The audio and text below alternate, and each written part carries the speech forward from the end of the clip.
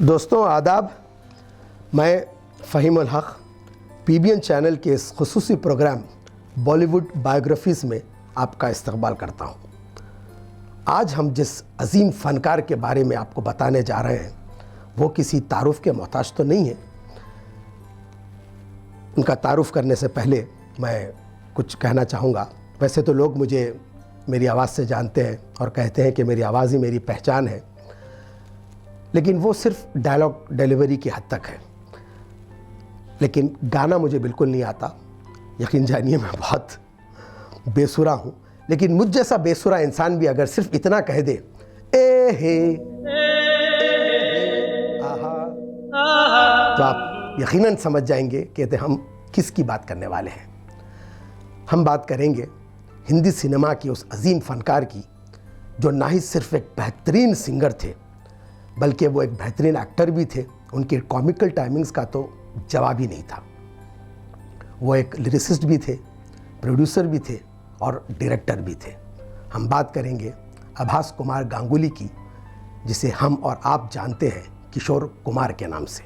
किशोर दा एक सफर है सुहाना, यहाँ कल क्या हो किसने जाना। किशोर कुमार के बड़े भाई अशोक कुमार उस ज़माने के बहुत बड़े स्टार। आपको सुनकर हैरत होगी कि उस ज़माने में उनके पास रोल्स रॉयस कार हुआ करती थी। बहुत फिल्में उनकी सुपर डुपर हिट हुई थी, जिसमें से एक थी किस्मत।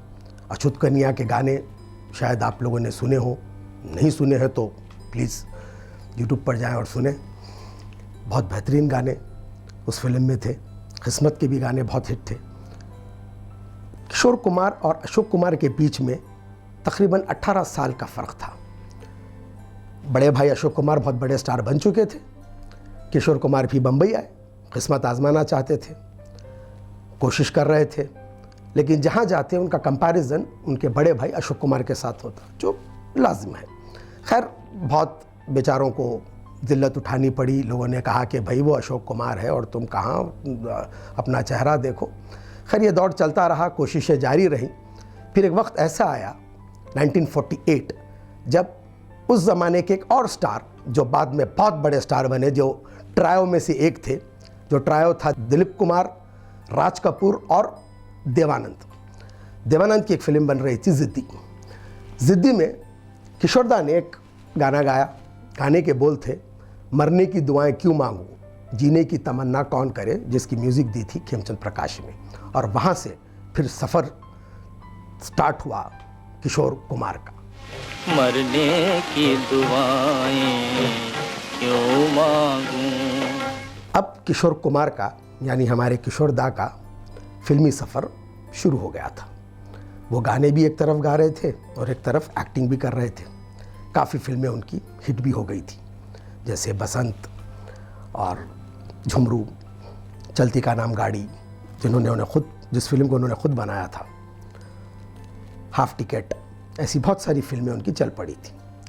अब रही बात उनके सिंगिंग करियर की, तो आप ये बात जानकर हैरान होंगे कि जहाँ एक तरफ दादा ने 1948 से लेकर 87 तक, 1987 13 अक्टूबर को उनका देहांत हुआ था, 3,500 से ज़ायद गाने उन्होंने गाए हैं, लेकिन 1948 से लेकर 68 तक उन्होंने सिर्फ 313 गाने गाए थे।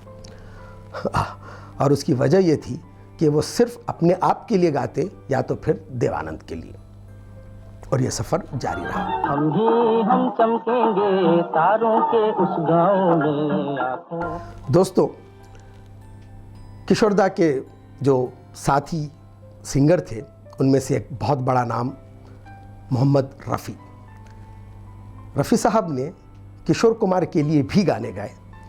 जहाँ पर पर्दे पर आपको किशोर कुमार दिखते हैं, वहीं पर बैकग्राउंड सिंगिंग अब हो रही है रफ़ी साहब की। एक क्लासिकल गाना था नया अंदाज़ फिल्म में, मन मोरा बावरा, जिसे किशोर कुमार के लिए गाया था रफ़ी साहब ने। और उन्होंने इस गाने को गाने के लिए फ़ीस चार्ज की थी सिर्फ ₹1। वो लोग अलग थे, वो ज़माना अलग था, वो आपसी मोहब्बत अलग थी। खैर, आज भी देखने को मिलती है, लेकिन शायद वैसी ना देखने को मिले जिस वो दौर में मिलती थी।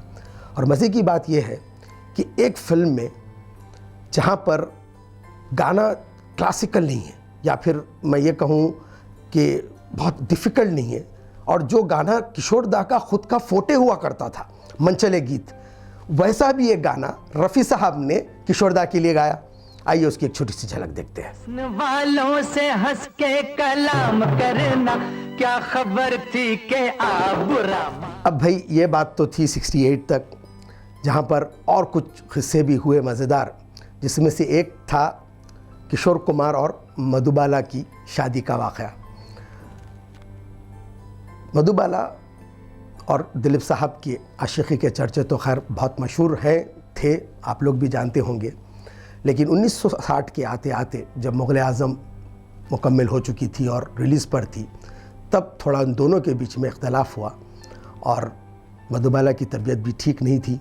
बचपन से ही उनके दिल में एक सुराख था, जिसकी वजह से उनकी हालत बिगड़ती जा रही थी और वो शादी करना चाहती थी। लेकिन यहाँ पर उनके वालिद, मधुबाला के वालिद अताउल्लाह खान साहब का कुछ इसमें दखल हुआ। खैर वो बात हम फिर कभी करेंगे।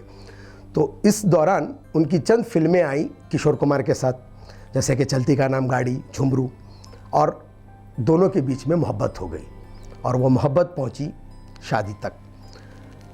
यहाँ पर यह बात कहना मैं बहुत ज़रूरी समझता हूँ, शायद अपना एक अखलाक़ी फ़र्ज़ भी समझता हूँ, कि किशोर कुमार ने जो मधुबाला से शादी की थी वो उनका ख्याल रखने के लिए की थी, उनकी खूबसूरती के लिए या कोई और वजह से नहीं की थी, और बहुत ख्याल भी रखा था।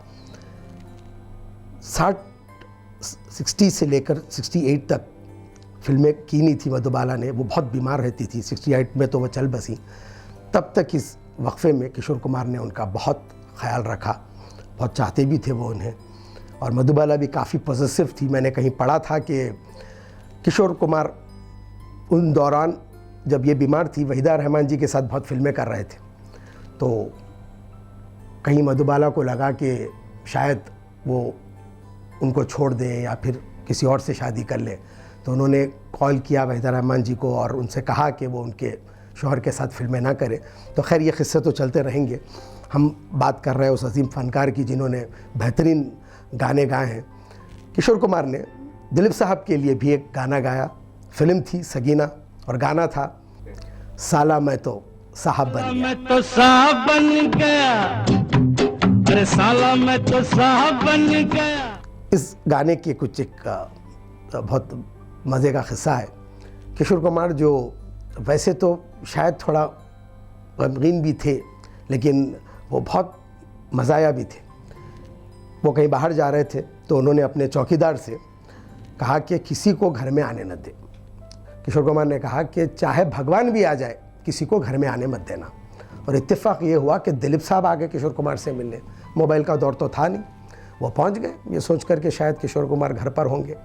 वो नहीं थे, वो अंदर बैठना चाह रहे थे।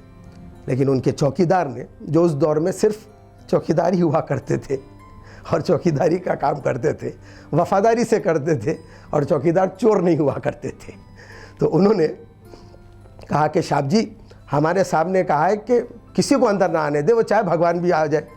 तो दिलीप साहब ने कहा कि मैं दिलीप कुमार हूँ। तो कहा कि मैं तो सिर्फ एक ही कुमार को जानता हूँ और वो है किशोर कुमार। तो खैर साहब हुआ ये कि वो दिलीप साहब बाहर क्रिकेट खेलने लगे बच्चों के साथ, फिर किशोर कुमार आए, फिर उन्होंने डांट टपट की अपने चौकीदार को, वफादार चौकीदार को, और फिर वो काफ़ी रात गुजरी, बेहतरीन बैठक हुई।